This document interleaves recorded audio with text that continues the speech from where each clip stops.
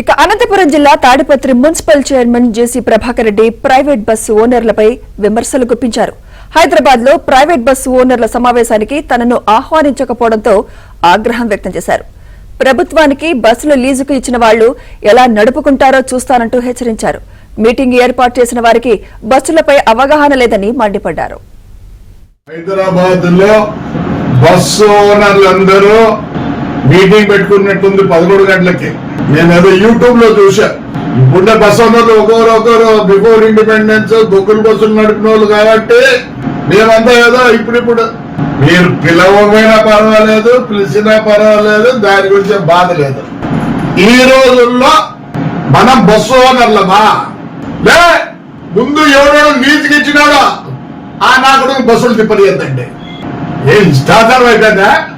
ఎవడో flex bus కాడు ఇంకోడు బస్సు కాదు కంటారా?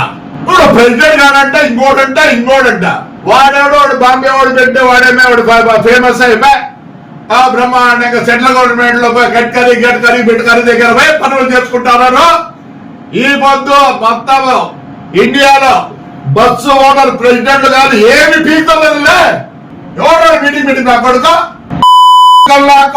బస్సు ఓనర్లు అంటారే ఏం చెప్తారు? నన్ను ఏం మిగిలేదు, 5 ఏళ్ళు ఏం మిగిలే, అన్ని నిలబెట్టుకునే బస్సులు చెప్తాను. మీ మీటింగ్ లో తేల్చాల్సిందే ఫస్ట్ అజెండా ఫ్లెక్స్ బస్ ఎట్లా తిరుగుతుంది. 9 రూపాయలతో బెంగళూరు, 99 రూపాయలతో బెంగళూరు అండి. వాడు ఎవరు నా కొడుకు మీరు పెట్టినా కొడుకు మీటింగ్లు పెట్టినా కొడుకులో దమ్ముంది లేదా మీ దగ్గర? ఈ దాంట్లో ఎవడన్నా ఉంటే ఇప్పుడే బయటకు చెప్పండి. బయటకు నా కొడుకులు లీజుకి ఇచ్చిన నా కొడుకులున్నాయి.